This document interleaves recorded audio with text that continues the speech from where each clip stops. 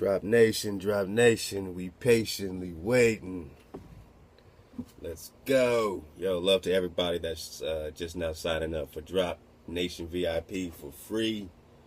All you gotta do is hit up the site, man. You can do it right here. This big red line, this big red block. Just put in your email, your name, press subscribe. That's it. You'll be in Drop Nation for free. And then from that point on, we'll send you the our Dropbox link. And, you can start sending your music. 5 songs for free every month. Love to everybody that's just getting their songs back. Sister Jazz. You know what I'm saying? You got some slaps. Hope you enjoy your music. My man Alton Davis. Isaac Ford. Who else has got their music? You know what I'm saying? There's a few people, man. I think my man Kyle Samuel just got his music back. So let me know how you feeling that vibration in 432 hertz. You dig? But yeah, love to everybody, man. Who's that? Ken Cromer just signed up today. All right. My man Yazara Yasharab just signed up. Nadia Williams. All right. Sealeries. I think that's somebody I know that just got their music as well or something like that. So I appreciate y'all, man. There goes Sister Jazz right there. Daniel Vieira. You know what I mean? Whatever that is. You know what I mean? Jeffrey Sharper. Torrance Golden. Roberto Tebaldi. Massey Day. Keith Burford. Tracy Moore. Kyle Samuel. Charles Bond. Goddess Fitch. You already know. Timothy Clark. Jason Stewart. Jay Stu with the thoughts. So love to everybody sign up for Drop Nation. I love y'all. This is really interesting, man. You know what I'm saying?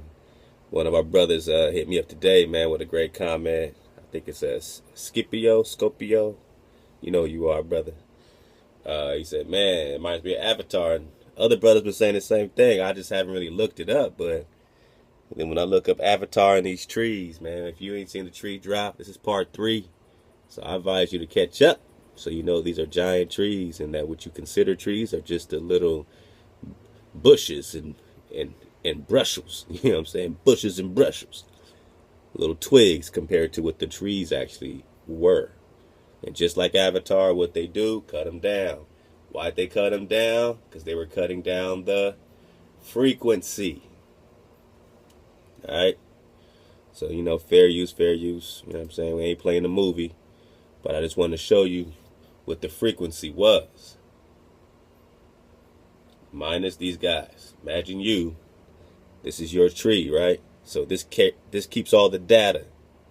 This keeps all the records, right? This is the frequency of the planet. When they cut that down, they cut your trees down. What do they cut down?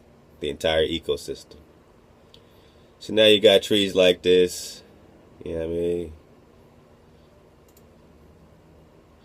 Everybody want to hug a tree now. Oh, we love trees. Let's plant some trees. Well, somebody didn't. And they used their technology and they cut these trees down. This is a little baby tree, right? You know what I mean?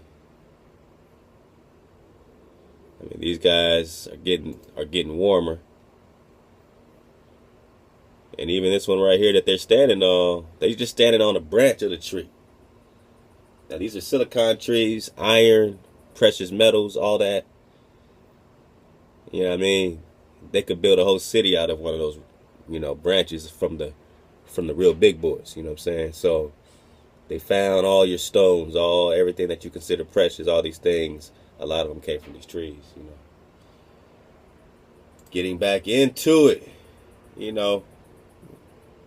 that makes you look at these type of, cave dwellings, they say, right? This is Montezuma's Castle in Arizona. Now, we done talked about Montezuma's Castle, and now we understand what we're looking at.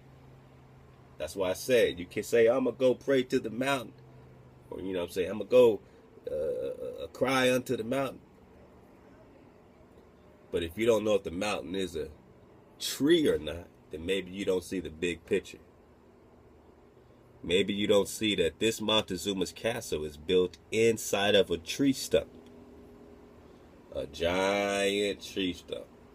And that's how they knew. All right, so I know we built it in a tree. So they built the little caves and caverns and did their thing in the tree stump. So look at these people explore your tree stumps while you sit back in captivity. Good morning, guys.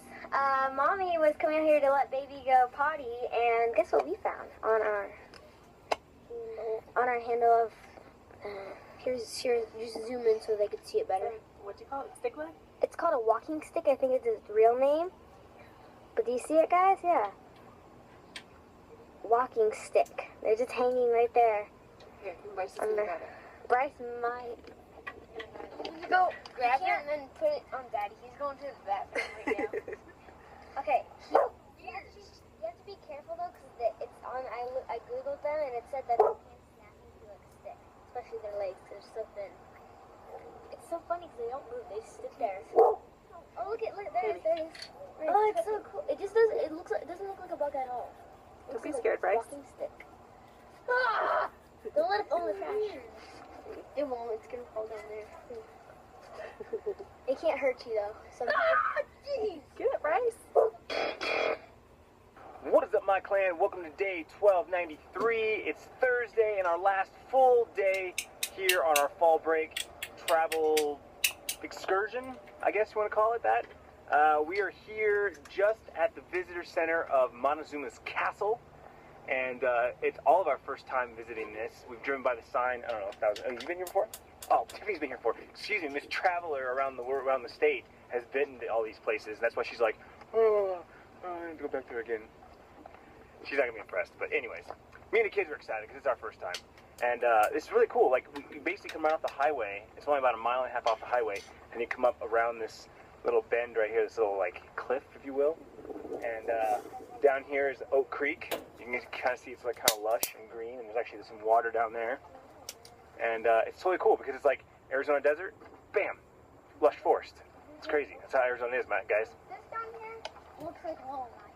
I know, because it's Oak Creek, same creek. Yeah. Isn't that cool? Well, it's probably a shoot of Oak Creek. It may not be actually Oak Creek. It might be a smaller creek.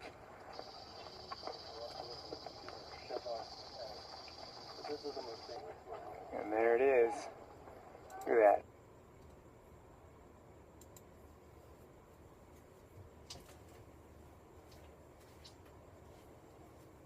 What do you see? Do you see a tree? Or do you just see a mountain? Like he's gonna call this thing a mountain. You know, they just built these things in these mountains, these caves, these cliffs.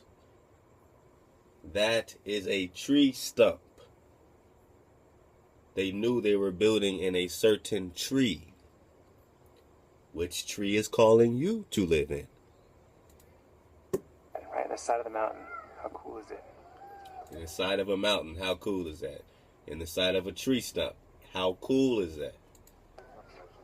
Look at this. About 35 people, it said.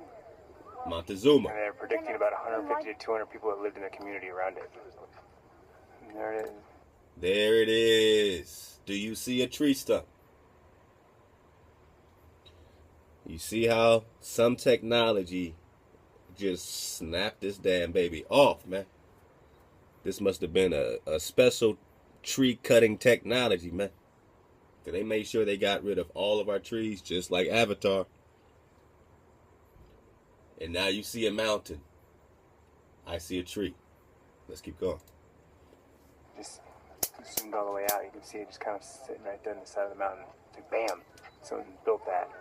So cool. So how old do you think that is? Between 700 and 900 years. 700, 900 years old. And why do you think they built it so high up? Because, okay, so you do one reason. So other people and other animals can attack them. Oh, that's a good idea. And so, because there's Oak Creek down there, and so it doesn't flood. In case it flooded, it wouldn't go that high. How high is it? It's about 100 feet tall. About 100 feet up? It does not look 100 feet up. You don't think so? I think Well, 100 feet, like from the base. See how the mountain kind of goes up? And then that's the ground, and it goes up? It's like 100 feet from the bottom of that. Check this out. All kinds of little cave dwellings. You see all the dwellings inside of the tree. So because they knew they were in a tree, you know, they built a lot of homes in the tree. Now, does it make sense? What vibration is in there? What vibration is the tree? Right? The natural vibration of the tree. We didn't need pyramids when we had trees. Get my point? Dwellings. And the ledges. See all the little ledges? All the people next door. There's floors that people lived on. Mm-hmm. All those little caves and stuff. You see like a little wall right there? Someone built a wall. See all that? It was 5 floors. Yeah. Alright guys, so this is Beaver Creek, not Oak Creek, it's Beaver Creek. Which again, we've passed it on the road many times, driving over it. This obviously is our lifeline for this thriving tribe. Alright, so quick little drive down the highway, and we're here at Montezuma's Well. It's all part of the preserve of Montezuma's Castle. It's all protected under a national monument, or national park, national preserve, I forget what. Yeah, it's all national. That makes sense. A national park, a national preserve. Yeah. Because this man doesn't, he can't pit the real reality in his stomach when he gets, oh, this is somebody's home. Somebody was murdered here. Somebody died for this shit. And somebody is just walking around and don't even know where their land is, and I'm walking on it. So it's just to make us all feel good, just call it a national preserve. To make us feel like we're preserving things. Remember, when they come in peace, they mean war. When they come in preserves, they mean destroy. A national destruction. Every national preserve, when you open your eyes, is a national destruction. Nothing but enormous quarry waste. Quarrying their machines into the sides of these tree stumps until they get all the minerals they need. What that documentary say also, that there are no natural deserts, that all that is just the dust from all the quarries around the world gathering and wind, you know, designated little wind areas and parts and areas where all this dust is accumulating, forming deserts, dry land. Is that natural? Did the Creator create that as part of his organic vibration of your habitat? Or is this a result of destruction? Let's get a little bit more. What exactly it is, but anyways, this is the other part of it. And so it's about a third of a mile walk up the hill here. On the other side, we'll see the well.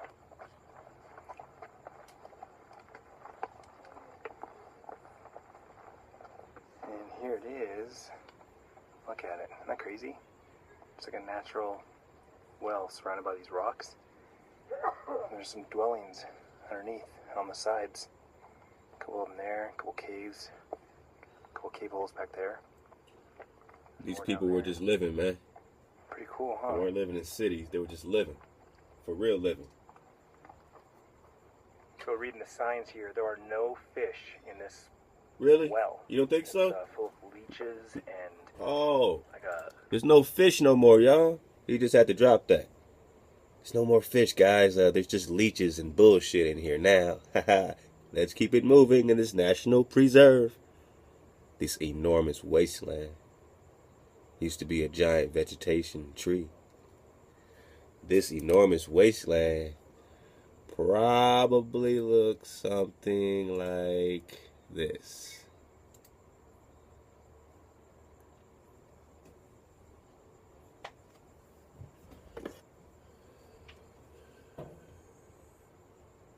Wherever this is. Hurry up. Hurry up, I say. Do not make me make a wasteland out of you. Alright. Everybody want to play. Everybody want to play. Everybody think it's funny to make me wait on my trees. Don't make me wait on my trees, man. Listen. You see what a tree is? And you see what the little brushes are?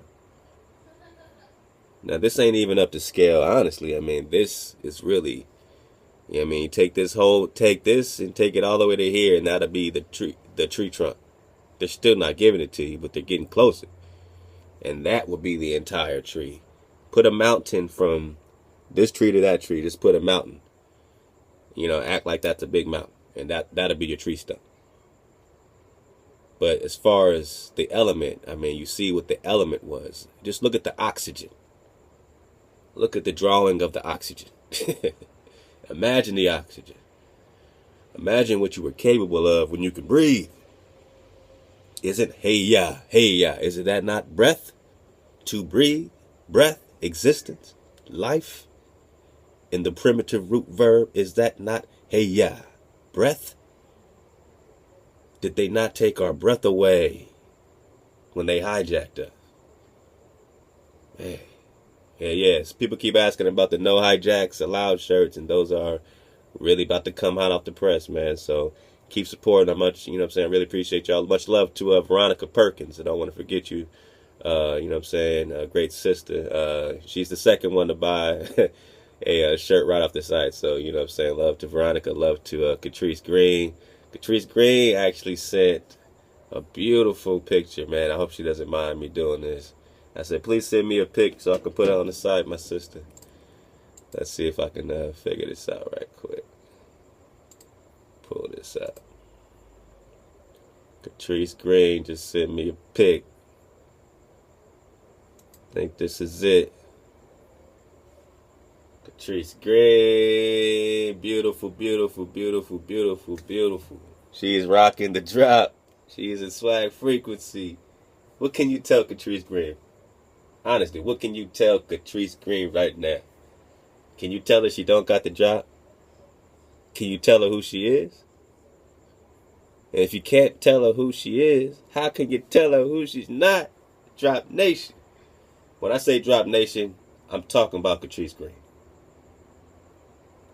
Because her eyes are wide open. She's so full. She's so full, she's getting filled. She's infinite. Like our earth is infinite. Our understanding is infinite. Our capabilities are infinite. We are, don't you get it? Love to Catrice Green. I hope you don't mind, sis. Had to put you on the speedzot. Alright, man. Enough of that. Check out part 2 if you ain't got it. Rock the drop. Get it right off the site. Select your size. Do it. Lex Will's doing nothing but kicking, you know what I'm saying, just the unfolding, the unsealing of how this Genesis is breaking down. Keep supporting the GoFundMe. Whatever you do, support you, dog. I mean, we need this brother. We need this brother. You know what I mean? We need resources behind this brother. I mean, so keep doing that. Keep buying the shirts so, you know, we can put together our tithing and tithe into that. That's our 10%. That's going to come straight from your orders into Lex Will's GoFundMe. Either way. So far we got 2 shirts. All right. You already got it. You already know what time it is. So now we're going to keep it building. And, you know what I'm saying, pretty soon it's going to be real fluid. It's going to be a beautiful, you know what I'm saying, cycle that we're building. It's a beautiful cycle. Keep supporting. Let us find the truth. Let us find the truth. It's giving me so much drop to put in this library. But if you want all that truth drop, you already know what time it is. Go check out Let's Find the Truth. All right, man. Y'all want to hear about some survival stuff before we get into this tree drop? Or should we just go for it? Let's just get a second. Afternoon, folks. I'm Dave Canterbury with Self-Reliance Outfitters in the Pathfinder School. And what we're going to talk about today in our Materia Medica series is the downy rattlesnake plantain, which is actually a woodland orchid. Again, I want to show you a few of the more obscure woodland plants that are usable for medicines as well. Stay with me. We'll take a look at this thing up close. Okay, so this guy is really well hidden here because it grows really close to the forest floor. If you look down here, we can see the leaves coming up, and there's another smaller one coming up here. And here is the actual orchid stalk, flower stalk of the orchid coming up here. And this is rattlesnake plantain. Let's take a really close look at this and we'll talk about it. Okay, again, just to give you kind of a size comparison, let me zoom out first.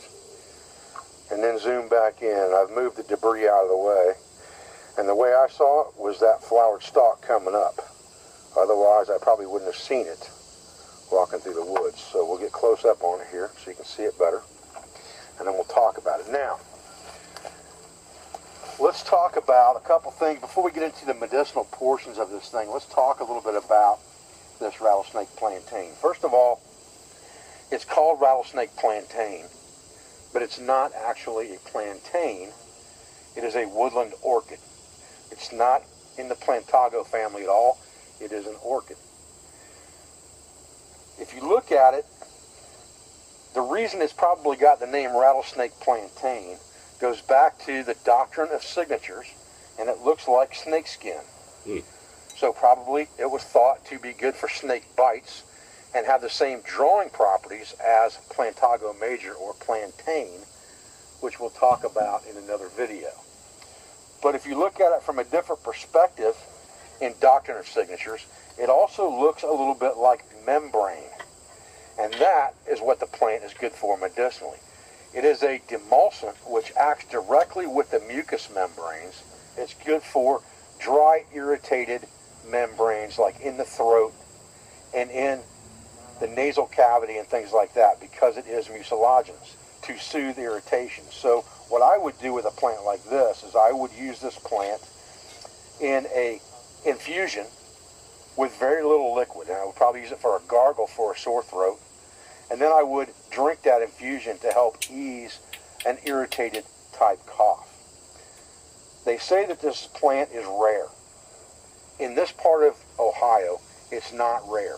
This is the only one I've found in the last couple hundred yards, but there are places out here where I've seen dozens and dozens of these in a very small area. And it doesn't take a lot of this plant to make the medicine. You could take 2 or 3 leaves off of this plant, mix it with a very small amount of water in an infusion, and use that to coat the back of your throat and things like that for a dry, irritated cough or a sore throat, and that would probably fix the issue. So you don't have to harvest the whole plant. You can just take a couple leaves off of several plants and use that to make your medicine with if you're worried about over-harvesting. Well, guys, this is just a really quick video on downy rattlesnake plantain. I'm not going to harvest the plant because I don't need to use it right now. And it is a plant that's considered something you shouldn't harvest. Again, we're talking about emergency scenarios and what we can use out of the woodland areas to effectively treat ailments. This plant is very good for things in your nose and throat area where you have irritation and mucous membrane, and I would not hesitate to harvest it in an emergency. But it's not something that I would harvest readily for use all the time, because there are other plants that will do similar things to this plant. But sometimes the best plant for the job is the plant you have. And if you have that condition and you find this plant and it's an emergency, use the plant.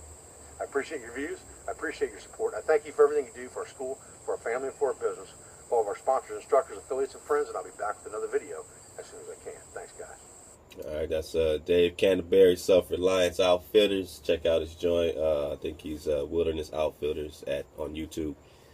Always got some drop, right? We're relearning, so we gotta learn and relearn and remember. That reminds me.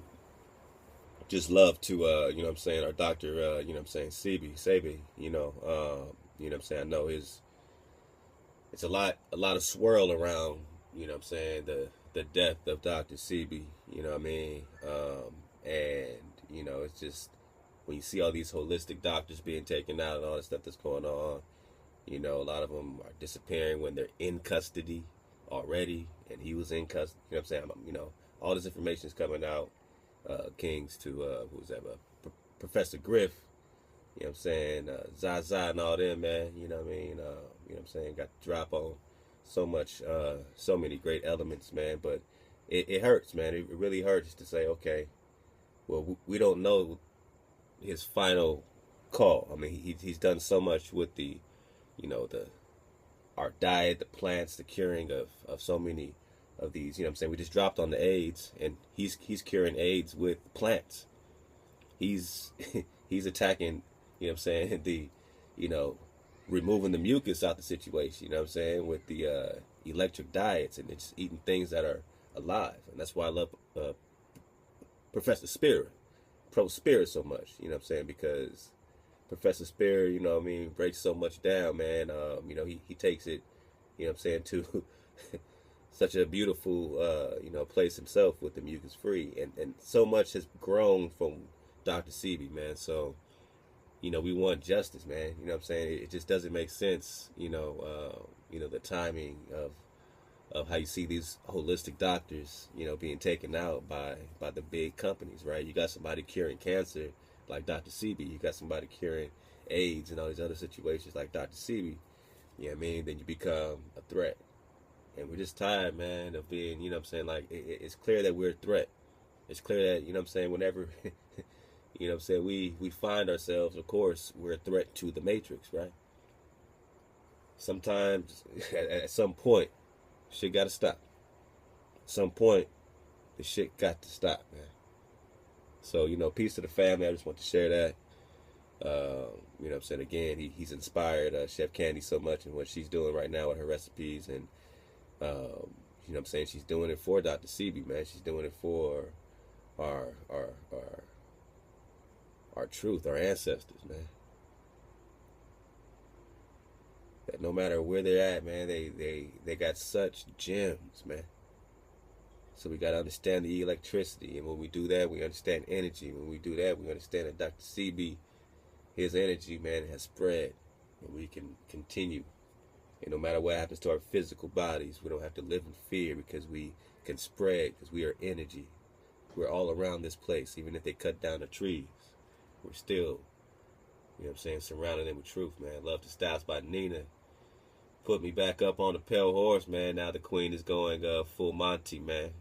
Love to Miss D in the Copper Color Awakening. Merovingians, church history. Hey, it's up here for a reason. Love to Miss D, man. Nothing but that pure water. Please subscribe to Miss D and the Copper Color Awakening, as well as Styles by Nina. These sisters, this is what I'm talking about. You hear their families around them, they just taking the time to bring it out. Because they have to. Because all it took was them picking up a camera and saying, man, here's the drop. And we are here as a platform to be there to catch these droplets and to share them right with you right away. And on top of that, you come here, you read, you chill, you listen to music, you enjoy your vibration and the vibe suites, and that's what's up, man. Let us find the truth, like I already said. Arthur Scott with these edges, he got the 12 patriarchs. He's just on fire. He's just on fire. This is some great flat dry right here. JFK, the flat earth map. You know what I'm saying? This might be a good lead in to this right here, this Heaven's Tree stump that we're going to get back into these trees a little bit, and then we're going to go into World Beyond the Pole and continue in chapter 1 and see where it takes us. But let's see a little bit of this. Greetings, this is Chippy the Chipmunk. This is Chippy the Chipmunk. And we have right here. He's back. I said, Chippy, leave me alone. He said, no, I got some more drop. Air King drop. This is Chippy the Chipmunk, man. Holla at him. There's a map that was aboard Air Force One. And this is taken... This is aboard Air Force One. This is taken when JFK was aboard Air Force One. And there's two images. There's this one and this one. Look at this here. It's on the wall here. So I don't know, they're slightly different, but what is going on here? He's JFK speaking with a military officer, someone else, and then who might this be here? It almost looks like the Queen, perhaps. Dun, dun, dun. And here on the desk there is, looks like what appears to be some kind of map, perhaps, yeah, but the resolution, the picture is not, we don't really have a high resolution picture of it. And then look at this, looks like a comic book. Does that say Dick Tracy? Okay, but back to the map. It's the flash, you can see, sort of washed it out a little bit, but let me see, trying adjusting it a little bit. Yeah, the flash photographer just really did a number on it with using that flash. But so we have here, it looks like pretty much the same two maps, but this one is a little bit different. It looks more, much more complex, a lot more lines drawn. Of course, you cannot get really any, you can't read anything, you know, because of, this is not a very high res. It's less than a megabyte. And look at the size of Australia here. And isn't this interesting? New Zealand pictured to the northeast of Australia. And nowadays they have New Zealand has floated down to the southeast of Australia. So I remember growing up in the U.S., we were taught as kids geography, and I remember New Zealand was above and to the right of Australia, and then Australia was way out in the middle of nowhere with no other, the only thing it was near was New Zealand. I think this is Papua New Guinea, but, you know, all the Indonesia stuff, I don't know, but I remember just growing up, Australia just seemed it was out in the middle of nowhere, nothing nearby except for New Zealand. And look at it here, New Zealand is, why isn't it down here? It could just be, it's just wonky, kind of stretched out looking, but what are, I'm sure people are going to argue, it's just a projection of the globe there on the wall. So it could be, because it sort of looks like it may be, but hard to say. Let me go back to the other one. Yeah. That's, and then looking, it's Air Force One with Kennedy, except this one is less detailed, so that's interesting. And I think this is the one where there's a website where you can take some kind of virtual tour, and you can kind of pan around the aircraft, and I think that's where this image came from. And there's New Zealand, see? It's up near the date line, the international date line. And I thought, growing up, it was up here, and now on today's maps, it's to the southeast. I don't know, there's a lot of debate about New Zealand, is, you know, people remembering it in a different place. So, and then look at this. What does this remind you of? I don't know. A heart, maybe? There's a couple of heart-looking shapes. And if that's not strange enough, the date line, I think it's the anti-meridian. It's supposed to go through 90 degrees south and also 90 degrees north. So when the anti-meridian crosses the pole, the alleged poles, it goes through the UK here. So, and then it follows down here, and look at this here. The dotted line, I believe, is the anti-meridian, and it goes wonky here for some reason. Why is it doing that? That is very bizarre. How do you explain this?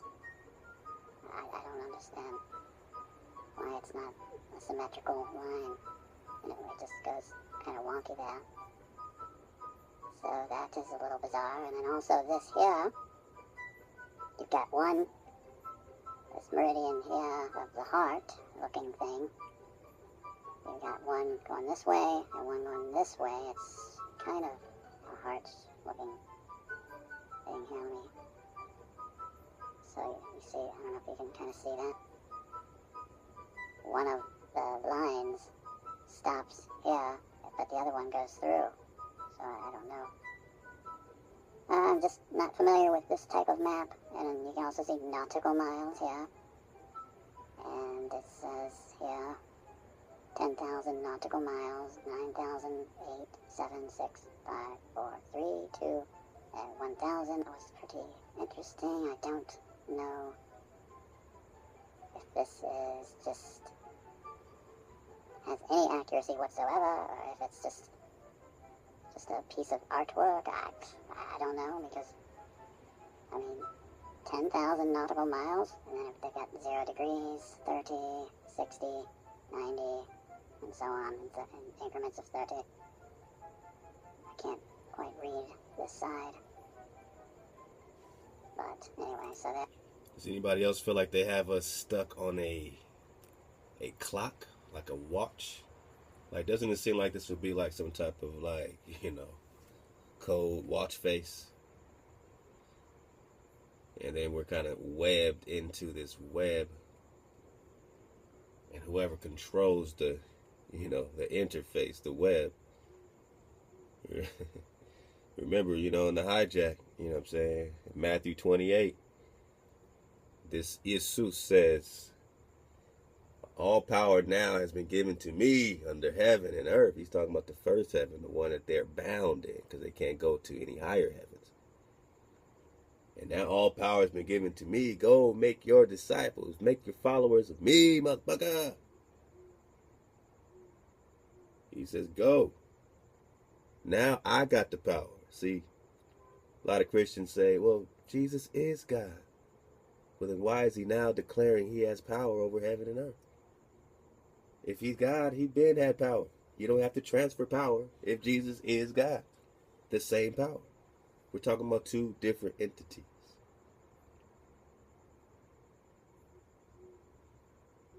Why does it matter? Because somebody hijacked you and they're hiding in plain sight. This ain't just for entertainment purposes. This is for Yasharah. It's no hijacks allowed all day. Who got the drop? Getting to the root of it all. That's all we gonna do here. No hijacks allowed, right? So you're in a hijack frequency, right? You're in a thoth frequency. You're in a spell barrier frequency. And you're unplugging all these tentacles. This frequency has you in so many tentacles. It's crazy. You got to unplug each and every one of these tentacles, whether it's money, whether it's food, you know what I'm saying? However they got you hijacked. Sex, drugs, alcohol, whatever's hijacking you, unplug it. Unplug it yourself. You'll be glad later. Don't make the Most High have to unplug you. It's never a cool thing if he has to do it. When you do it, it's a beautiful thing, right? Your reward is straight up energy, man. Don't make him have to humble you. He'll do it. All right? Let's get into it, man. Let's get into it. Tree stumps, baby. Tree stumps. Good morning, everybody. Enter the stars. And we are so close to finding the ultimate truth. I want to recommend this video. There are no forests on flat earth. Wake up. What you're looking at is a cross-section of a flax stalk. And you're seeing that this person is comparing the various stalks or seeming stalks around the earth. Flat mesa surfaces with columns of hexagonal beams squashed together, just like the stalk. Just like the stalk. And this is simply amazing, because I believe now that we have another very specific piece to the puzzle.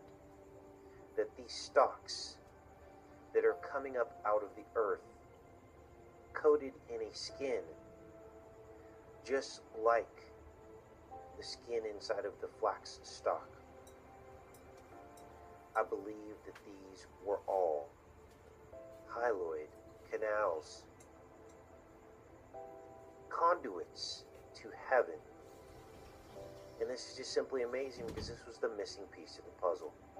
And I told you guys before that there were these structures around the earth which is what you're seeing on your screen, coming up out of the ground, they look like stumps, as this YouTuber describes here. They look like stumps, except they're all cut off. Now, we talked about this lens here in the eye, and then when you cut right through the center, just like this, you get a cross-section of a honeycomb matrix.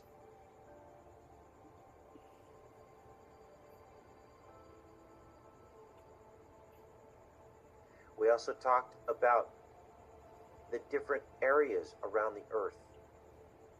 The Devil's Postpile in Mammoth and Giant's Causeway in Scotland, and how these large hexagonal features were coming up out of the ground, confirming the cross-section theory of the earth here, that this convex lens is where we live. We also told you about the dome being the firmament, that this was depicted in the Hunger Games, when Katniss shoots her arrow, her arc, with a string attached to it, the Hyaloid Canal, into the firmament dome, which is all hexagonal.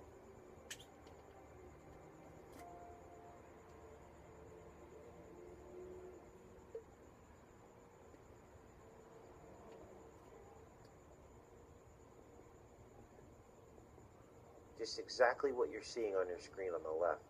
And I will put a link in the description for that video that you're watching. And we understand that when you do a cross-section of the rods and cones that line this inner eye here, it also looks like a hexagonal. They had some volcanic bullshit reason why all these columns are hexagonal. They're all hexagon columns, all independent of each other. They fall separately. And this is just nothing but the waste of a large tree that grew right out of the ocean. Starting here. And it grew right out of the ocean.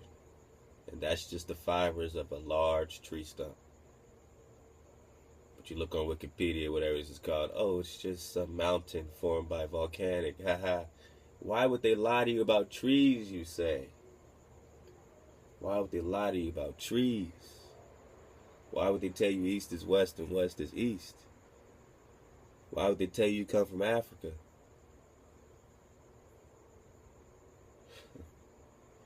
Why would anybody lie to the enemy? Honeycomb matrix.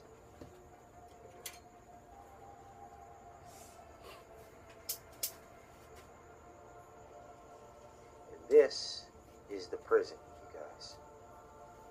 But it goes even deeper, because you're wondering, why are they all cut off? As this gentleman is demonstrating in this video, why are all these stumps cut off? And I believe that it is because we have been cut off from heaven, because we've fallen into sin. And these may have even been the conduits by which we had access to heaven. So you just saw Avatar. They're conduits of energy. We had access to higher frequencies above the firmament. They cut them down by order. Clearly it didn't happen unless the Creator allows it to happen. So by order we were cut down. So what group of people remind you of these beautiful trees you lost? Because some people are going to watch this and only care about the trees. They're not going to care about the only reason the trees exist. Were we created for trees? Did the Most High create you for a tree? Did the Most High create you in order to create the earth? Or was the earth created for you to dwell in peacefully, in order? Therefore, is that tree not designed to nourish you? Who? The seed of the Creator. And when they cut down the seed of the Creator, they cut down the tree. You are synonymous with the cutting down of all nature. When you thrive, nature thrives. For she is peace. She's at peace. She breathes peace. Hey ya, hey ya. When nature falls, you fall. When you fall, nature falls, because you go along with that natural vibration, that 432. You see? It makes all the difference that your forests were cut down, people. It makes all the difference in the world. Why would they lie to you about a tree? For the fall of man. Jack and the Beanstalk. Jack and the comes to mind. Beanstalk. A knockoff story Damn. of a giant and a conduit to the heavens. Now this is amazing because I don't think anyone's ever looked at this before, you guys. But this gentleman helped me put some more of the puzzle pieces together. Now this is huge because it mimics birth. This hyaloid canal is the umbilical cord. And just like the umbilical cord in the womb for the child, Wow. this hyaloid canal disappears after birth. It falls away because its only purpose in vitro, or in the womb, was to feed the lens and develop the lens of the fetus inside the womb. Wow. And once the fetus is born, this disappears, and only a remnant is left. And some people see that as floaters. So you see, we are now seeing more pieces to the puzzle. And the kingdom of heaven is within. We look inside to find the answers. And that's why this hyaloid canal is going from the outside to the inside. This is the narrow gate. This is the Red Sea. This is the wilderness. This is the flood. And over again, God was trying to show us the truth.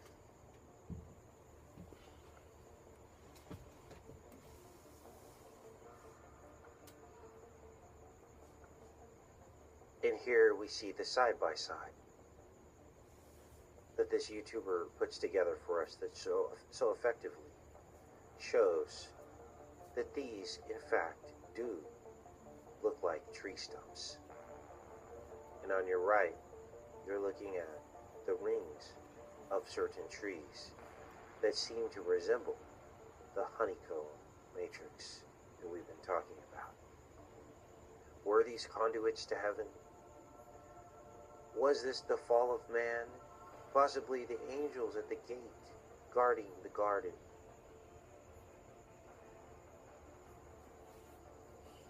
Was this an ancient forest of trees going to heaven? These are the questions that will become clear in the coming days as we continue to try to fight to find the truth. Why do we fight to find the truth?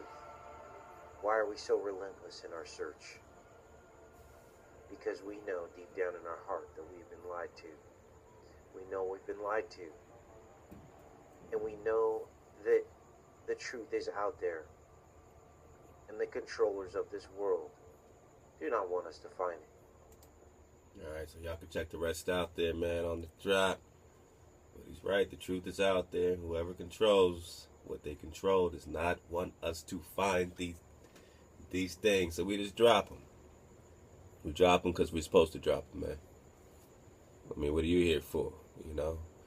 Let's go in that drop of the library. See what we got and who got the drop. Who got the drop. Who got the drop. Who got the drop. Yeah, man, I think everybody got the drop. Everyone's trying to figure it out. We're going to keep building for y'all. We're going to keep making it happen.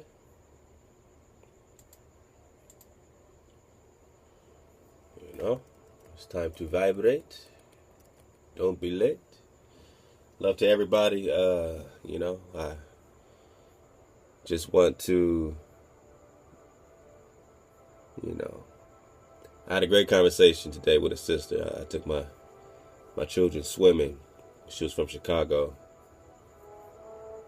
And she just moved out here, you know what I'm saying? She lived right there in all that Chirac, and she was just glad to be out here. She's a grandmother. She was with her granddaughter. And she was just like, man, I was like, well, cool, you know. I mean, this is LA, you know, but she has a whole new plan. And she knew all the things that came up in the conversation. She knew she was indigenous here. She knew all that out of Africa stuff is a lie. She knew we were here fighting for the holy city that Columbus said he's coming to capture in America, as well as Mount Zion in America. We were told it was on the other side of the world. Why would they tell us this stuff? But she understood all that, man, and, you know, she had no idea, you know, anything about the drop. She didn't, you know what I'm saying? She never heard of it. And, you know, I just kind of wrote some stuff down for her to look at. And I feel good because I know she's going to, you know, come to a lot of water. She's going to have a lot of great sips of water, you know, and that's what we do here. We collect the drop, all the water, all that drop. And what does it form? A reservoir of pure water. It's a drop nation. You know what I'm saying? We're waking up, we're collecting the drop, and we're creating an ocean of truth, an ocean of love and reality, of fearlessness. We can see through the threshold, man. We can see that it's we have no choice, man. We're all in. If we've been invaded, you can't fight that. Anybody out there trying to tell me we haven't been invaded? Okay, well, what's the next course of action after you realize you've been invaded? Fight each other? Just go crazy in the streets? Or do you go home to your trees? Do you go home to your trees? Do you go home to your trees? And you learn about rattlesnake, whatever that is. And you learn your herbs again. You learn how to be electric again. You learn how to be electric again. And that's word to Dr. CB. Alright? That's all I got to say about that. Let's get to it. World Beyond the Pole. Right on time. Let's try to finish out chapter 1 and see how far we can go. My objective is not necessarily reading this cover to cover, but I'm going to read it as far as it takes me, man. And I'm going to ask you to go ahead and dig on it. You figure there? By Amario Giannini. You know what I'm saying. Y'all know what I'm saying. And yeah, it's hard to get your hands on a copy of this. So there are people who know what I'm talking about that I've been looking for a long time, trying to get the drop. We're on page 25, I believe. So let's get it.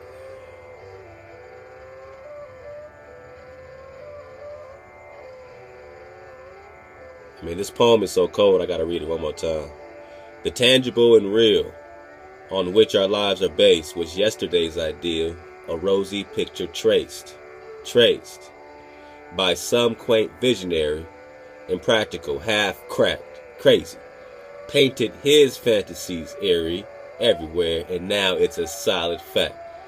Whatever we hold stable, whatever y'all niggas believe, whatever y'all people believe, whatever you think about yourselves, right?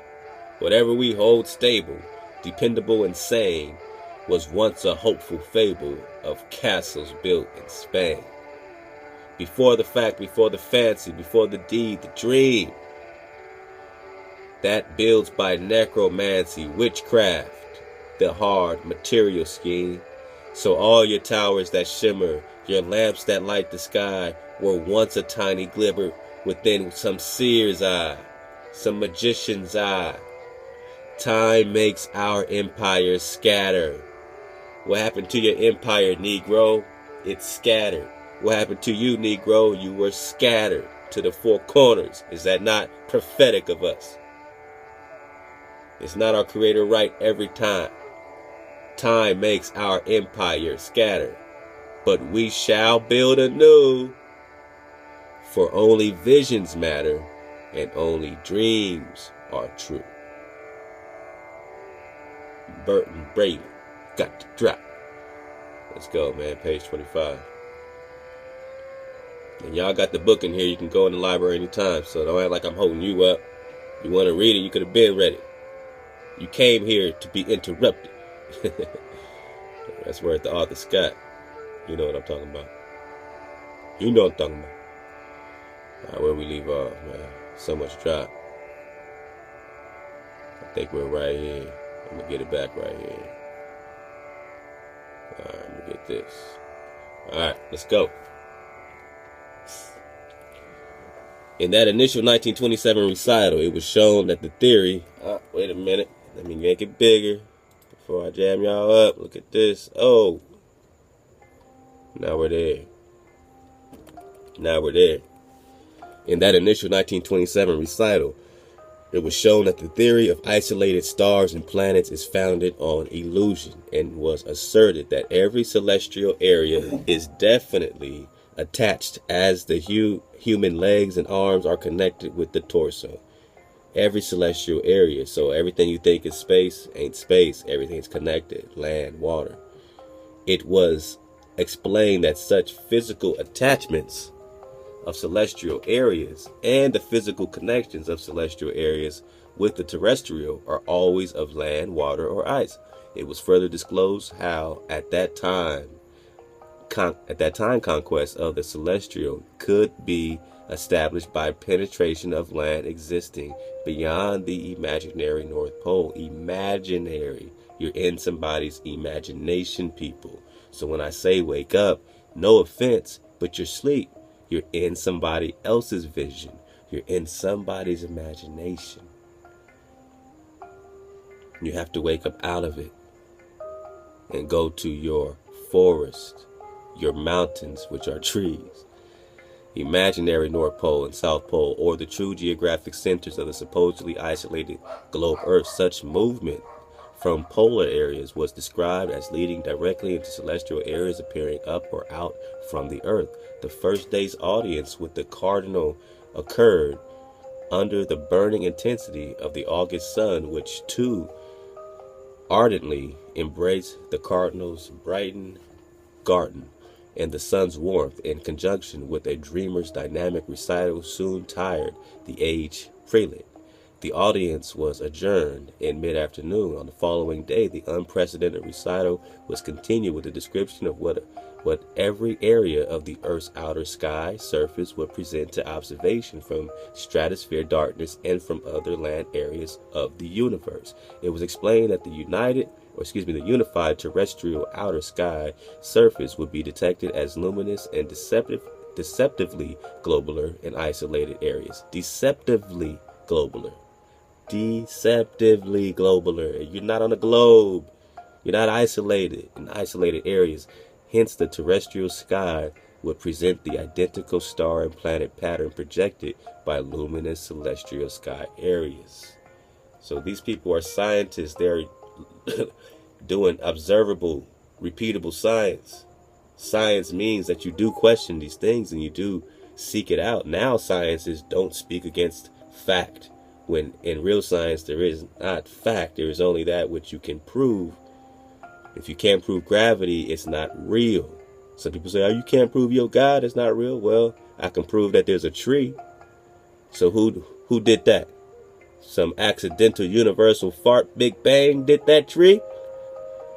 Or did someone create that tree? Again, did somebody create numbers? Or were numbers discovered? And if numbers were discovered, does not make them more alive than you are right now? Do you see the numbers? Do you see the mathematics? Do you see the coding? Do you see what the Torah really is? Beyond the words, do you see the code that was left for you. Remember, Tesla said he was using scripture to make these high energy joints. He was making technology with your scripture. So what are you not seeing? It was then discovered that the observable luminosity of all celestial areas results from the fact that every celestial area possesses the same sky known to envelope the terrestrial. I'll say that again. Every celestial area possesses the same sky known to envelope the terrestrial. So in the celestial areas, they have the same sky as you. You look like a star to them over there on that land in water. It was claimed that the Earth's blue sky is luminous when observed against the dark stratosphere by inhabitants of celestial land territory, just like we just said. It was claimed that the Earth's blue sky, the Earth's blue sky is luminous, looks like a star, when observed against the dark stratosphere by inhabitants of celestial land territory. From their point of view, you look like a star. Hence, it is the existence of a blue sky enveloping all celestial areas which permits terrestrial inhabitants to observe that celestial blue sky's gaseous luminosity against stratospheric darkness. Bang! You could just vibe on that. I think we done for the night. I could cut this video right now. It'll be about an hour long. Some people be like, cool, you finally did a video that's shorter than 2 hours. But nah, we gonna keep going. Oh, we gonna keep going.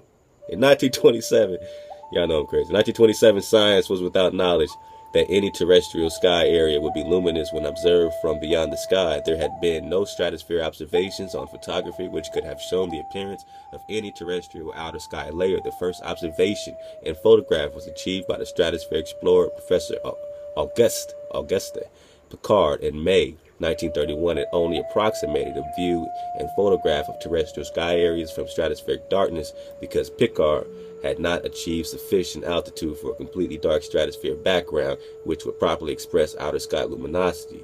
The pilgrim who had explained such a condition as sky light had never journeyed to and within the stratosphere, yet he accurately described all that was to be seen by Picard 4 years later, and his description contained all that was to be shown by the more detailed photographs provided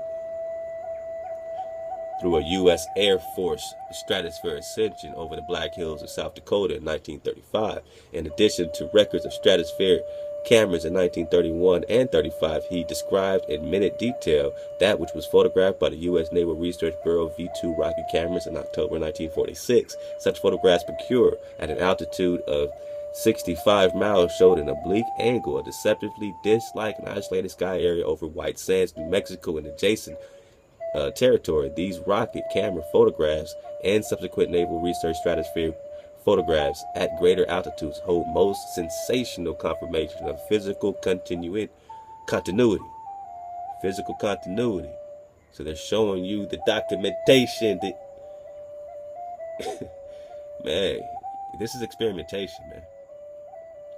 You talk about Naval Research Bureau V-2 rocket cameras in October 1946. Look it up. This is documented, but it's not spoken about or taught in schools, right? You still taught you on the globe, even if they got this drop. So why are they teaching my 5-year-old? You know what I mean? That she's spinning. You see how it's fucked up? Like first you're like, well, this is a distraction. Don't talk about the flat Earth. Y'all don't understand how fucked up this is. Once you really grasp this shit. Once you really understand, they have invaded you and told you that you're spinning on a fucking ball of water. Nigga, that don't make you mad. And after you get upset, you can finally just stand still and know everything is actually spinning around you. So now you see why they hid this thing. So they can hide you, your importance. That the Creator never did and never will take his eye off of you.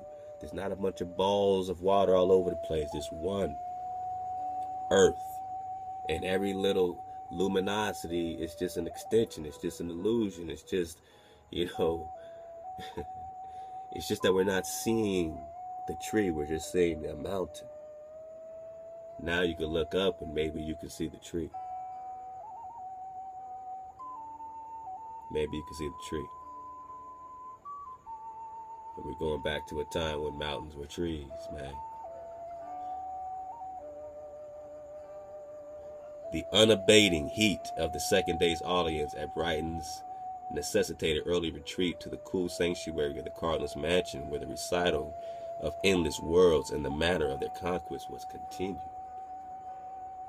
During those hours, the Cardinal's black Scotty was in faithful attendance. He seemed soulfully to absorb the recital's highlights. Perhaps he wondered what a strange tale it was for such environment. So this bishop is just trying to take it in.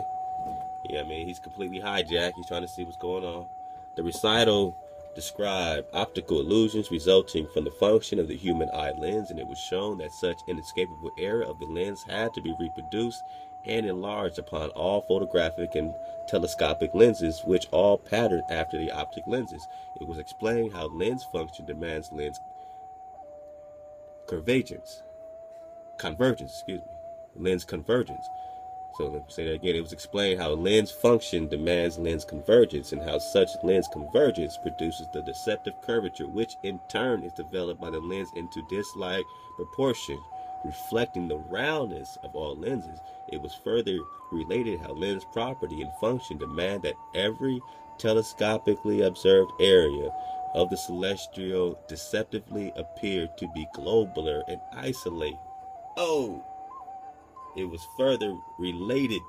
Get it right here. Wake up. Party people, can you hear me? It was further related how lens property and function demand that every telescopically observed area of the celestial, so everything they're saying they're looking at. Remember, the Pope has a telescope named Lucifer. Look it up. His telescope is named Lucifer.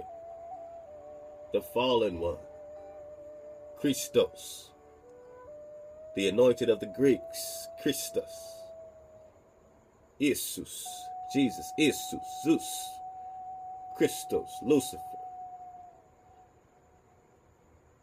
So this telescope, every telescopically observed area, when they sue NASA, when they sue everybody that's been lying to them about this fake space stuff, can you imagine how many people are going to get sued that was ever attached to any part of this deception? Can you imagine all the school books that have been printing this shit? Can you imagine? Oh, it's a distraction, all right. Who's more distracted, me or you, if you think that you're spinning? If you are in an illusion, who's more distracted, me or you? If me and you go kick it, and then, you know what I'm saying, we go to see, you know what I'm saying, some, dope Spike Lee flick, and you fall asleep, and you sleep through the whole thing, who is more distracted, me or you? You sleep. You spinning on the ball.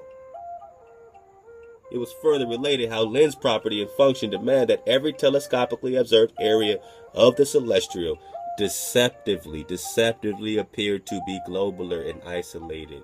It looks like they're apart from each other because of the stratosphere darkness.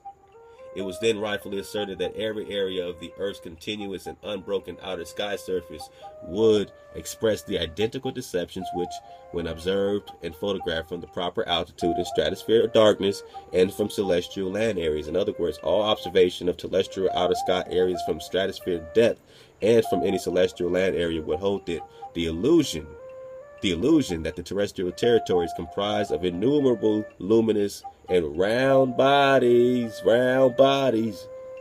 and the illusion of globularity would impose the illusion of isolation.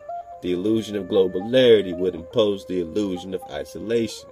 The illusion of globularity would impose the illusion of isolation, right? The illusion of seclusion, we say.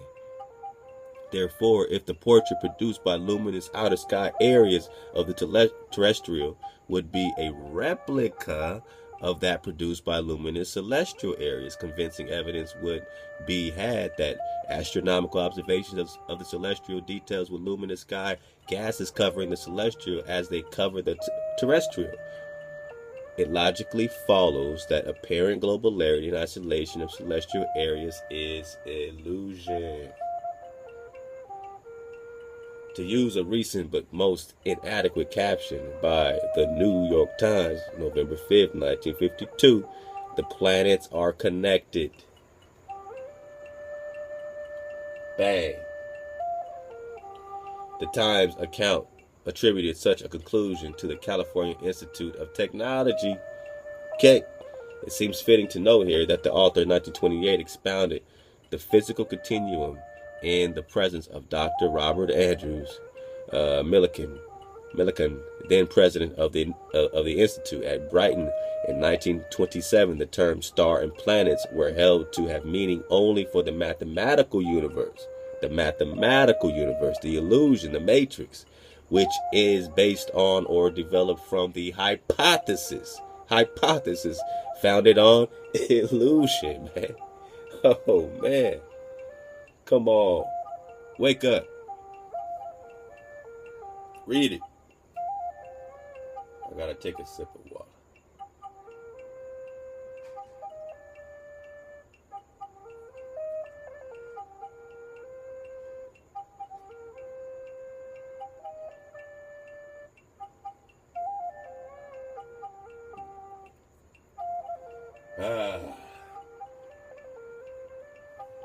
At Brighton in 1927, the term stars and planets were held to have meaning only for the mathematical universe, which is based on or developed from the hypothesis founded on illusion.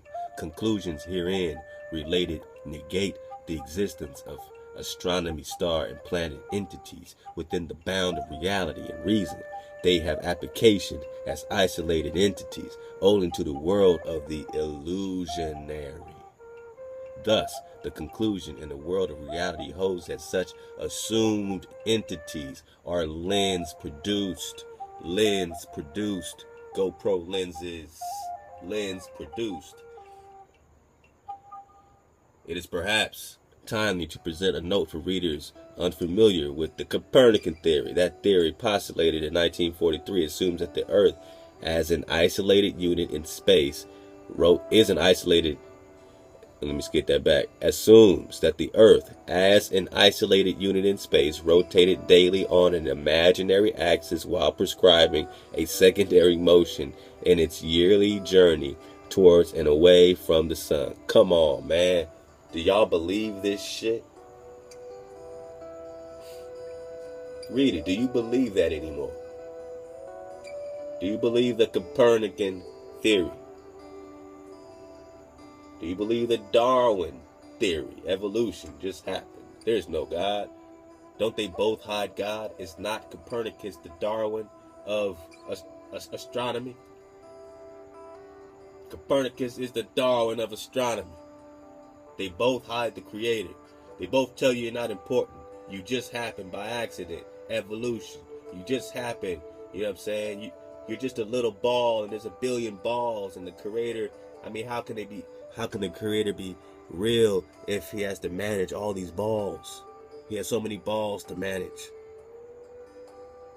Or do you live in an infinite space, in an infinite plane? As much as you can think it can go, it can go. It doesn't have to be fixed. We're talking about energy. You're not who you look like in the mirror. You're just matter vibrating at an energy. When that energy changes, you'll change. When that energy changes, the earth will change. You've seen, you know what I'm saying, the somatic experiments, I mean. You feel me? All right, let's go. So, that theory, postulated in 1953, assumes that the Earth, as an isolated unit in space, rotated daily on an imaginary axis while prescribing a secondary motion in its yearly journey toward and away from the sun. The theory maintains that other assumed globular and isolated areas of the universe, the so-called planets, likewise revolve in mathematically precise space orbits. Come on. All right. The concept of physical Continuity, on the other hand, holding that the so-called stars and planets are connected luminous celestial sky areas with underlying land, requires no orbits, no paths or paths for assumed isolated areas that are not isolated, and none could be prescribed. Therefore, since such features as planetary isolation and space orbits can have application only to the illusion-based mathematical universe, any stipulation concerning universe limitation applies only to mathematical formula. Accordingly, the earlier and concise academic expression of this work, then referred to as physical continuum and the Giannini concept, reasonably opposed abstract mathematical limitations of the universe structure. The physical extent of the realistic universe continues to be indeterminable despite the sensitive results of modern naval research, which brings the universe about us so much closer to our terrestrial area. Any knowableness of the end of anything presupposes knowledge of the beginning. Any knowableness of the end of anything presupposes knowledge of the beginning. And the absurdity of abstract mathematics would be at once detected if the mathematical fraternity were to attempt designation of creation's being. Again, that's real cold work right there. All right. And the absurdity of abstract mathematics would be at once detected. So you automatically detect how absurd this bullshit illusion is, would be at once detected if the mathematical fraternity were to attempt. So if these so-called scientists were to attempt to designate the creator's beginning, they can't designate the beginning of anything. But they're a fraternity.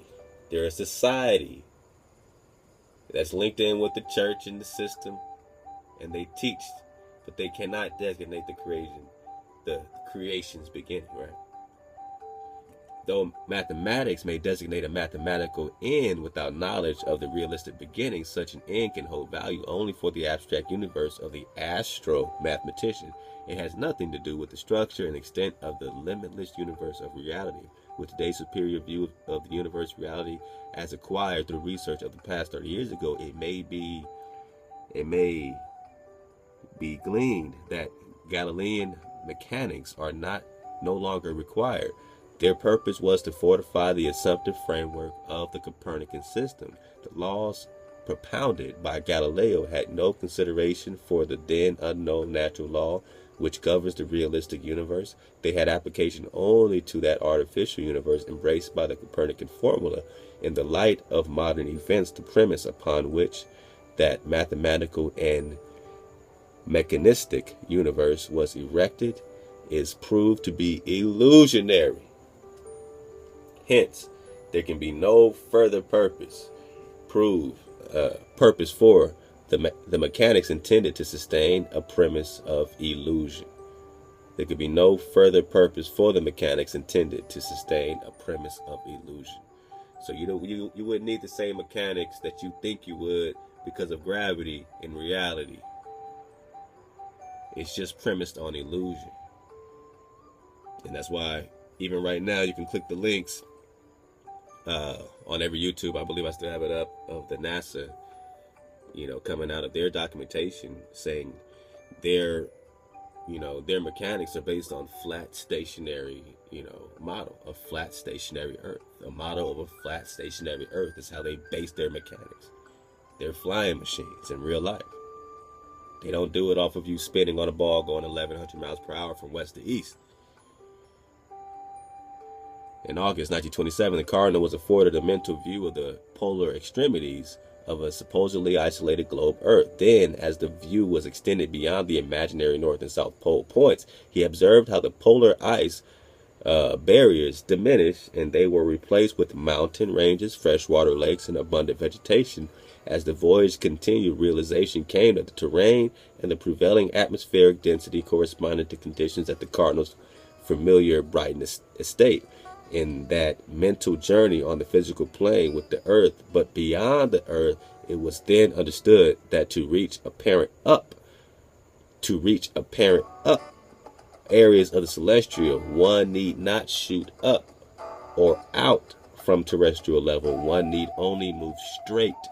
One need only move straight ahead over land, continuing beyond the North Pole and South Pole points of theory. Why can't you cross the North Pole? Why don't planes, why aren't they allowed to fly over the North Pole? I'm about to go crazy here. Why aren't planes allowed to fly over the North Pole and South Pole? Why can't you go there? Why can't you go there with your expedition? Everyone said, man, we should fund our own expedition. Yeah, okay. Why aren't you allowed to go there? You know damn well they won't let you go there. So, one need only move straight ahead over land, continuing beyond the North and South Pole points of theory. Let's see how much further we got. 31. All right. And we got some maps coming up. It's about to go down. All right, so we can do it, right? We can do it. That's 43. Just got a few maps.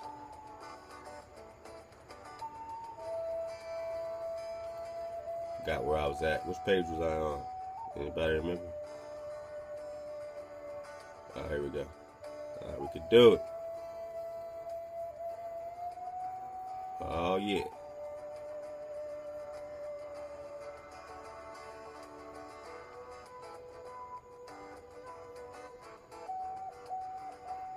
All right. So the mental tour was directed. All right, so I'm right here. The mental tour was directed to land underlying the luminous celestial areas astronomically designated Mars and Jupiter. All right, so now they pointed towards Mars and Jupiter. All right, where the cardinal viewed the startling similarity of the terrestrial and the celestial. From such points, the prelate had opportunity to observe the appearance of the approximate terrestrial sky area covering the brightness state, looking up through the inner blue sky enveloping Mars and Jupiter. The cardinal shockingly beheld against stratosphere darkness countless luminous and seemingly isolated disk-like areas. They were known to be areas of the terrestrial sky, but they presented a positive duplicate of the so-called heavens above as observed from the terrestrial land areas. It was then realized that up is at every angle of observation. So you look straight ahead, you're looking up. You look straight ahead, you're looking up. You keep walking forward, you keep your feet moving, you're moving up. All right, moving on up. Jefferson, keep walking forward. Heavens above, as observed from terrestrial lands, it was then realized that up is at every angle of observation from the terrestrial and the celestial. Hence, up is everywhere, and it is always relative to the particular position occupied in the universe whole. Accordingly, the heavens above are everywhere. Whoa. Where's Heya? Where's your creator? He's above us, right? I look up in the sky. There he is.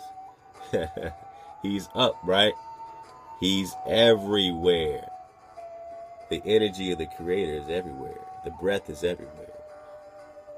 Remember, Adam was created and he was given power over all the elements of creation. Fire, water, earth, and land. Everywhere. You're the image. Wake up. Twilight threw soft shadows over the cardinal's brightened estate as we returned from the extraordinary celestial journey, and the second day's audience was terminated. That every journey had shown the cardinal what Galileo could not have hoped to show cardinals of his time. Galileo had been restricted to a description. Galileo had been restricted to a description of only that which the illusion-producing lens of his construction would detect. That lens was impotent to detect cosmic reality, and its successors are also impotent to detect cosmic cosmic reality. So none of these lenses can detect reality. None of the lenses that they're selling you on, no telescopes, none of their stuff is going to be able to detect it. Their lenses are not built like that. They got you, you know what I'm saying, looking at balls, because that's how they picking up these lights, so that they can sell you on the illusion that you're looking at space and balls and space and balls. And you're really just looking at land and water. Water's above, water's below, but above is where? Straight ahead. Whoa. The truth has you surrounded. So where are they going when they take their space flights? Where are they going when they launch off? Why don't rockets go straight up? Why do they always kind of go up and then start curving, and then they curve out of your sight of vision? They curve away from you. You never see them blast straight up, because they know they can't go straight up, because they can't leave. It's just like that scene in Goodfellas. Yous can't leave. With the bikers, you know, you can't go. That's Heya. Heya saying you can't go. You done fucked the whole bar up. You done kicked everybody's ass. You can't leave. You're trapped here, buddy. Thoth said he had a way, but they still got to run from the hounds of the barrier. Thoth knows that he's going to have his day.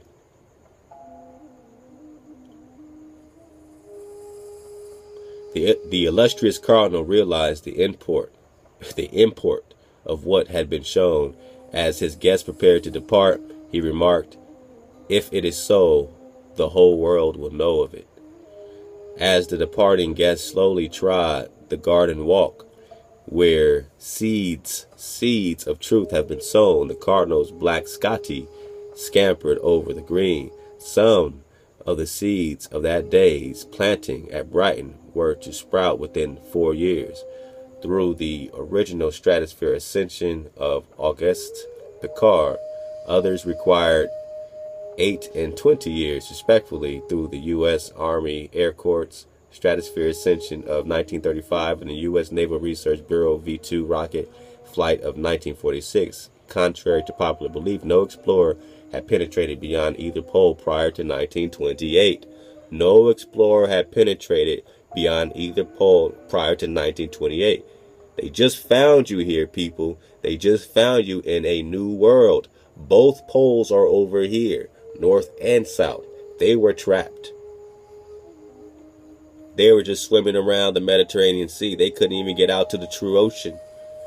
It's just one ocean on the outside. They couldn't get to the outside because they couldn't cross all the way through Asia. They couldn't cross all the way through Africa. There's too many tribes. They were kept in, and they couldn't get past the Straits of Gibraltar. Go back to that series, Insular Worlds.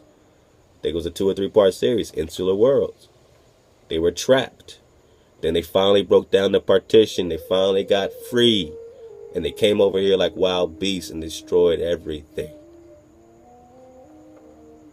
Destroyed the copper color race.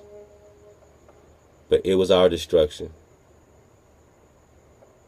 You need static. So I don't preach hate nobody and nobody's color, because we need static. Remember Joseph and his brothers, they sold him into slavery, but did he judge them like some of us would have? He understood they were thinking evil, but Heya had a pattern of good so that he can be in a place to save them. Now we need to be in a place to save the earth. Yes, Gentile alike will be saved. Let Heya sort through all this, but you need to come to life for the sake of the entire world. And those that see these lost Negroes need to wake them up and let them know that they have to come back to life for their trees to come back to life. When we require, so will it give. When we require the real oxygen, so will we receive it. Contrary to popular belief, no explorer had penetrated beyond either pole prior to 1928. Press captions of years have confusingly conveyed the idea that Arctic and Antarctic flights have been over the pole and therefore over the ends of the earth. Such has never been the case. Over the pole point is possible, for there is such a mathematical point, but over the ends of the earth is not possible, for there is no end. Certainly, early explorers reached the pole, points. But to return, they were obligated to retrace their course to the pole points. They had to go back where they came from. If you're on a ball, you just keep going to the other side of the ball. But certain early explorers reached the pole points, but to return, they were obliged to retrace their course to the pole points. In other words, they had to turn around. They did not go over the pole. They weren't on the ball. They had to go back. In the manner implied by press accounts, it is the globe symbol which conveys the false idea for press and public that movement over the pole from one side of the earth to the other side is possible. That symbol does not attest to the realistic extent of the earth or the earth's factual relation to the universe whole. It is simply a convenience of archaic theory, Copernican theory of gravity. It was never anything else. Trips from Alaska to Spitsbergen and vice versa represent movement only in a west to east and east to west direction, not north and south, not south to north. They were never journeys due north from the Arctic Circle to and over the pole. No explorer has ever moved over the pole points north or south and arrived on the other side of the earth or ball in the manner indicated by the globe symbol. They gave you a symbol when you were 5 years old. That's why you're fighting the hijack. They inceptioned you. Watch Inception and know that they put that ball in your treasure chest, and you got to take it out. Take the hijack out. Take the ball out. They gave you a symbol. No graven images, right? Above and below, they give you the whole thing and call it a ball. Here's the symbol. Believe in the God of gravity. You need it for the ball model. Without gravity, there is no ball model. There's no theory without the gravity. Without theory of gravity, there's no theory of the ball. So when you remove gravity, you remove both theories. The entire ball model falls without gravity, right? You have density. That's just physics. Let's go. If movement could be made over the pole and it were possible to return to the starting point on the opposite side of the supposedly isolated globe Earth, there could be no possibility of going beyond the pole, as has been accomplished since 1928. No beyond could exist unless it were the originally conjectured space, the formidable factor prohibiting airplane flight and no other movement in a northerly direction from one side of the pole area and arriving on the other or the opposite side, as the globe symbol indicates, is that endless land extending beyond the pole point. That land, unknown to the theorists of 1543, is the land. This author's treatise described as early as 1927, and it is the land beyond which Rear Admiral Richard Evelyn Byrd, research Richard E. Byrd, who done told you that there was land bigger than North America that he saw, and that everybody's going to be fighting for it. Everybody's going to be going to Antarctica fighting for it. You never heard about it again. You never heard about Antarctica again. Silence. And it is the land beyond which Rear Admiral Richard Evelyn Byrd, U.S. and a naval task force penetrated in February 1947. That's the same time as that Roswell stuff. They start covering stuff up, blaming it on some Roswell situation. In the same year, they discovered something else. You see what the real discovery was and what the cover-up was. That identical factor of land beyond applies as a prohibiting agent to any southerly movement over the South Pole, which would permit return on the northerly course to other areas of the mathematically prescribed globe Earth. All movement north from the North Pole and south from the South Pole must, of physical necessity, lead beyond the Earth's northern and southern mathematical boundaries, and it leads directly away from and beyond the conjectured globe Earth. It should be remembered that the so-called northern and southern ends of the Earth were only assumed. They were never factually determined. Further, the assumptive value was imposed more than 400 years ago, at a time when restrictions on polar explorations prohibited determination of factual terrestrial extent. It should also be held in mind that the Earth cannot be circumnavigated north and south within the meaning of circumnavigate. However, certain around the world flights have contributed to popular misconceptions that the Earth has been circumnavigated north and south. Over the pole, the return to north temperate zone areas without turning around can never be accomplished because there is no north end to the earth. The same conditions hold true for the South Pole. All progressive movement beyond the respective pole points leads beyond the assumed ends of the isolated globe Earth, and that area beyond constitutes a land connection with the celestial. Where were these trees? That connected land, though appearing up or out from the terrestrial points other than the poles, is attainable by movement straight ahead from the imaginary pole points. This is not 1927. The existence of worlds beyond the poles has been confirmed by U.S. naval exploration during the 30 years since then. The confirmation is most substantial, though information has not been divulged from every rostrum. They of the rostrums are as little informed of the meaning of polar exploration as members of the press. That is why this book is dutifully, but most arduously written. Here's a couple of, I got this the first time when I dropped this. Now you see the stratosphere, how every direction is up. From South Pole into so-called heavens above. So you can go right in. I mean, you know.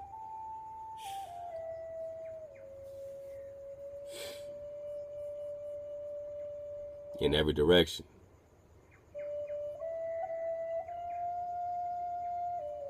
It's not a globe. You're talking about an infinite cycle of energy we're talking about. We're talking about a construction. So you tell me, do you believe in the Big Bang Theory that this accidentally happened? And if it didn't accidentally happen, does it mean that it was created scientifically, mathematically? And then you say, well, who did it? Whose consciousness could do this? And then I ask you, if you are conscious, my brother, my sister, whose consciousness are you in? And if there's only existence and there's only energy and there's only here, then I advise you get down and lay down. Get down or lay down. Get down and lay your ass down. Straight up. Don't kill. Don't steal. Honor your father, your mother. Keep one of these beautiful days.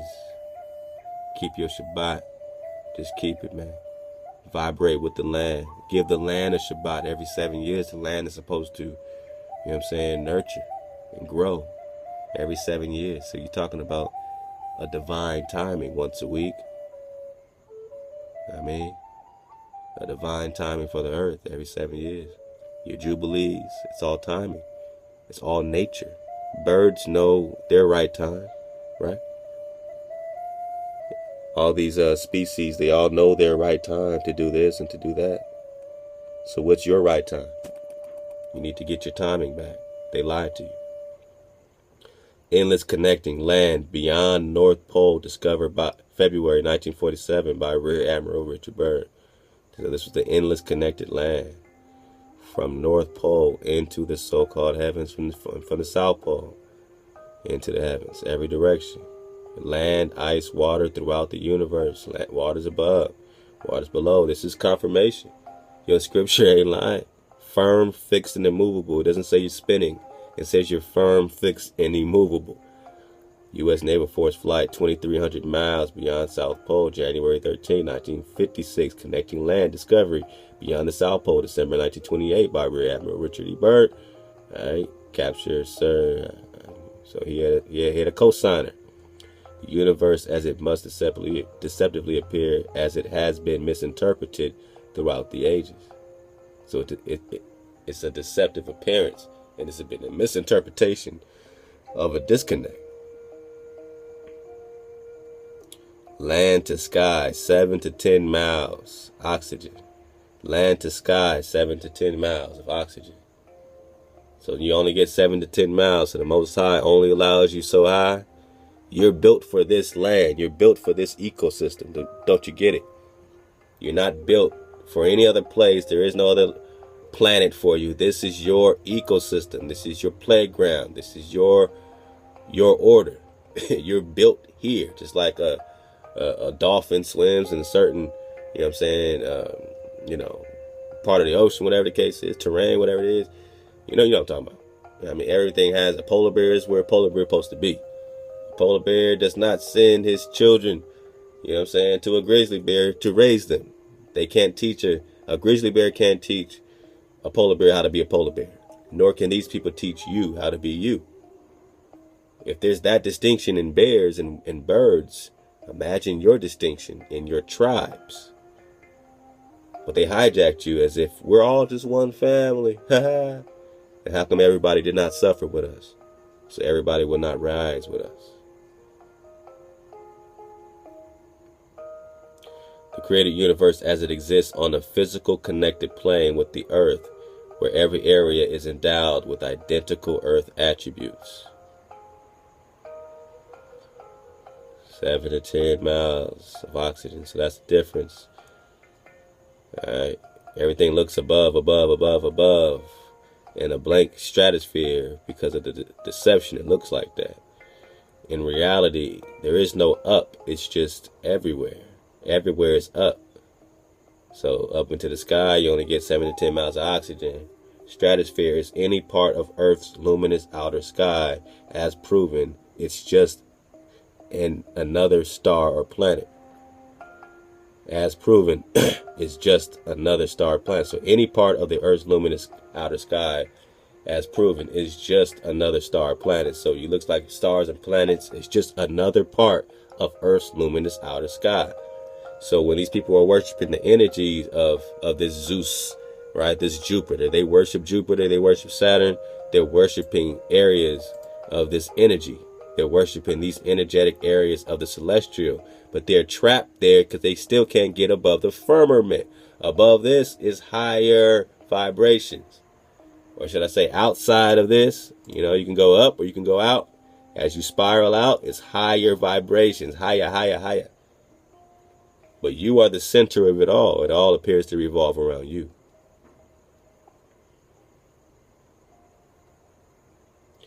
So we're going to finish this last part here and make our dismount. Let's see where we left off at. The rostrums are as little informed of the meaning of the polar explorations as members of the press. That is why the book is dutifully but most arduously written effort to peer over the top of the world, so-called to determine what actually exists beyond the supposed terrestrial ends. Further, reason may have been that one does not perilously attempt to penetrate into a beyond which his concept denies. If concept has not first established the thing or condition, in this case land beyond the poles, it cannot and does not exist despite its reality. Despite the lamentable restrictions of theory, men have persistently wondered about the Earth's extent. The earliest attempt to reach the North Pole point and to satisfy that curiosity was made by Sir Martin Frobisher of England in 1578, but the notable accomplishment of just reaching the pole point could in no manner permit determination of territory extending beyond the pole point and out of bounds of the theorized Earth globe. One is not permitted a vista of polar territory to almost unlimited horizons as one is in viewing the plains of Kansas. One's determination must be based solely on the mathematical formula which maintains that the geographic point reached is in fact the end. And though infinity extend beyond in a continuous land and water course, men would have no reason or inclination to penetrate that course if concepts hold that such course did not exist. So if they tell you that you're on a spinning ball, you would have no inclination to find more land when you know that there's more land and that you can walk to the heavens. You know what I'm saying? When you know that you can walk to the celestial, when you know you can walk to the celestial and they keep you trapped in what they call Middle Earth and they trapping you, then you do feel trapped. Then you do want to fight your oppressor, whoever's trapping you, and you want to be free. So right now we have been trapped in our minds with this inception of the ball spinning, and therefore we are not looking for the more land. We're not looking to spread out. We think that we're overpopulated, right? Therefore they can cause the chaos in our cities, and we think that's all there exists, and we live and we die, and we've never seen what this earth really is, what it really has for us. That's called being sleep. That's called being sheep. And though infinity extend beyond in a continuous land and water course, men would have no reason or inclination to penetrate that course if concepts hold that such course did not exist. They told you it don't exist. They told you you don't exist. Therefore, though the space myth did not restrict movement to the polar areas of an assumed Earth ending, it did most definitely restrict movement beyond such supposed Earth ends, where men believed they would be projected into space, assumed to exist beyond the end. So we thought that, that we'll fall off the earth, right? They thought at one time we're just going to fall off the earth. The earth's going to end. We're going to fall off of it. Then they said you're on a spinning ball. Now you still think you're going to float out into the stratosphere. You're going to float out into some other place. So you're afraid, but you don't realize it's just like this. It's all just like this, except they probably still have their trees over there, where men believed they would be projected into space, assumed to exist beyond the ends. Hence, the awesome conjectured northern and southern space, the awesome conjectured bullshit northern and southern space of the Copernican theory erected the identical barriers to northern and southern progress as the obsolete Ptolemaic theory had imposed on movement east and west from the old world prior to 1492. That's the analogy we just broke down. They said you go over there, you're going to fall off the end of the earth. Copernican theory says if you go this way, you're going to float out into the abyss. All right, he's the Darwin of astronomy. And it's the same Ptolemaic, theory that had imposed on movement east and west from the old world, which is really the new world, prior to 1492. How fearful has been the word space. How fearful has been the word space. How fearful has been the word space. So we'll continue next time, man, into chapter 3. A modern Columbus seeks a Queen Isabella. Oh, you already know we got to get this. Let me just get this first paragraph. Returning to 1927-28 requests of the pilgrim to whom the chapter title refers, and as press accounts of that time described him, we can review his lonely pilgrimage from the Cardinal's Brighton mansion.